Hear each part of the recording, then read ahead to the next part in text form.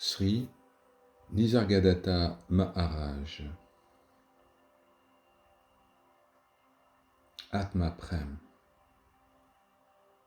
L'amour de soi.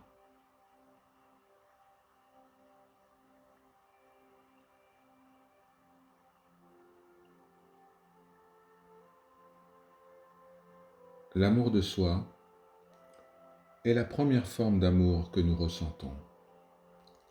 Elle est appelée Atma Prem en sanskrit.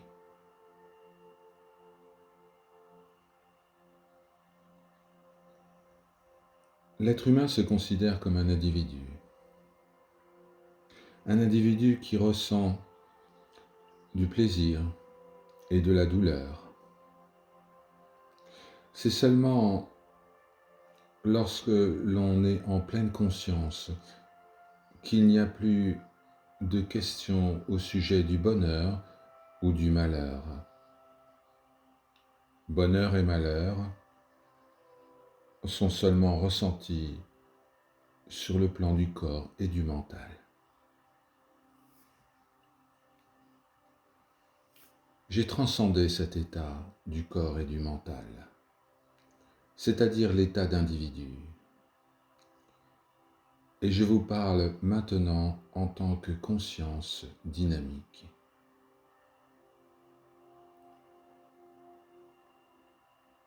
Les concepts de bon et de mauvais, tout cela ne m'affecte pas. Je n'ai pas d'idée non plus au sujet de la naissance et de la mort.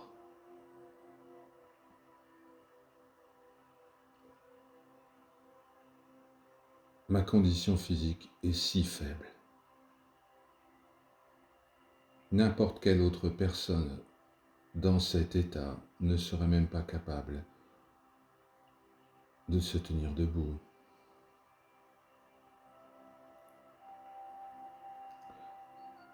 Mon nirvana, c'est l'annulation totale de toute forme de fierté d'être un individu, c'est-à-dire l'état de non-identité. Tout ce que vous faites sur le plan matériel ou spirituel est fait avec une identité. Tant que cette identité demeure, vous serez impacté par le plaisir et la douleur, le passé et le futur, la naissance et la mort.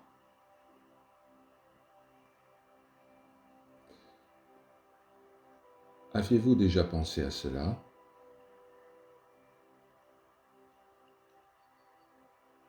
C'est moi qui, en tant que conscience manifeste, dynamique et sans forme, vous pose cette question.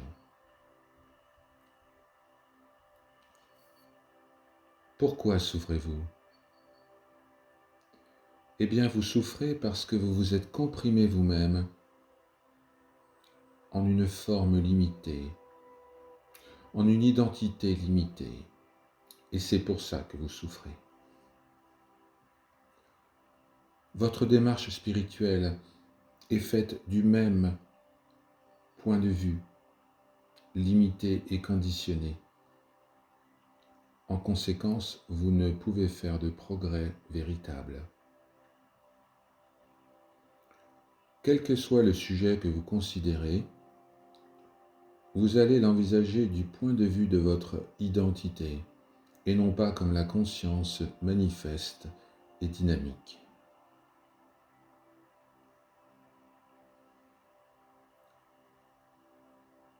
La connaissance de « je suis » est manifeste et omniprésente. Elle est plus pure et subtile que la lumière.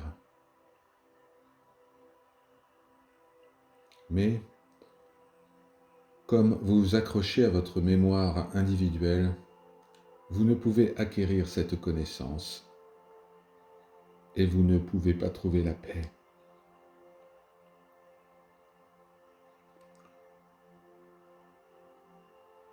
Il y a beaucoup de yogis qui vont faire des exercices, d'autres qui vont répéter les noms de Dieu, japa, et d'autres qui vont subir de longues pénitences, tapa. Il semblerait que beaucoup d'entre eux soient engagés sur la voie spirituelle, mais en fait, ils se contentent de l'acquisition de certains pouvoirs. Ils ne peuvent pas faire de progrès vers une véritable réalisation. Et ils sont si fiers de leur propre méthode, système, des talents qu'ils ont acquis et de leur personnalité. Cela n'est pas la véritable connaissance spirituelle.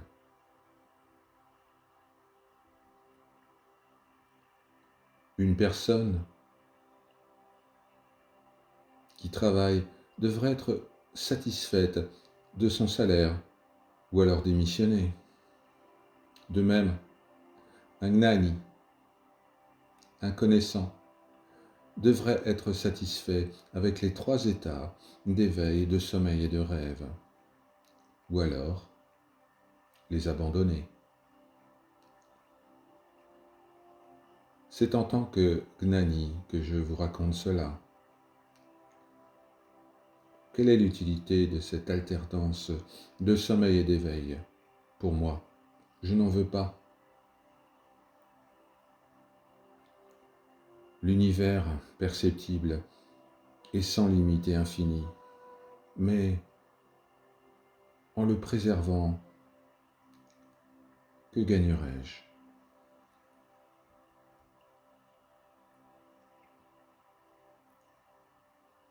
Un sage réalisé se tient dans la perfection. Il n'a aucun besoin d'acquérir quelque chose d'autre.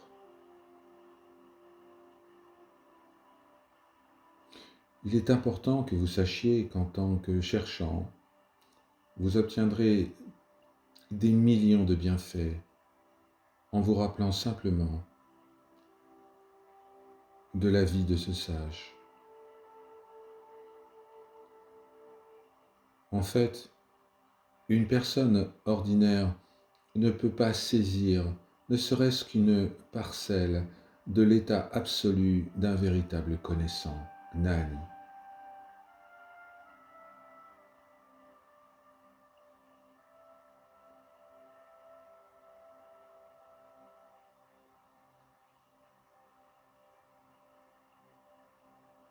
En réalité, tant que vous ne serez pas capable d'abandonner le sens d'identité avec ce corps, eh bien vous serez victime de Mahamaya, la grande illusion, et vous ne pourrez comprendre ce que je dis.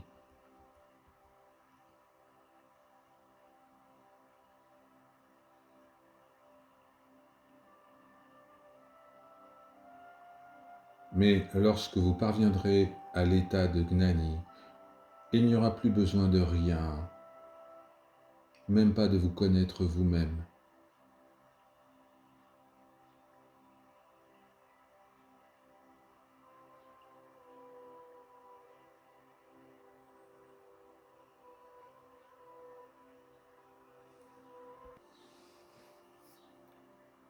Souvenez-vous, un Gnani ne naît pas et ne meurt pas. Lorsque son corps physique meurt, les personnes autour de lui pleureront car elles s'identifient elles-mêmes avec leur corps.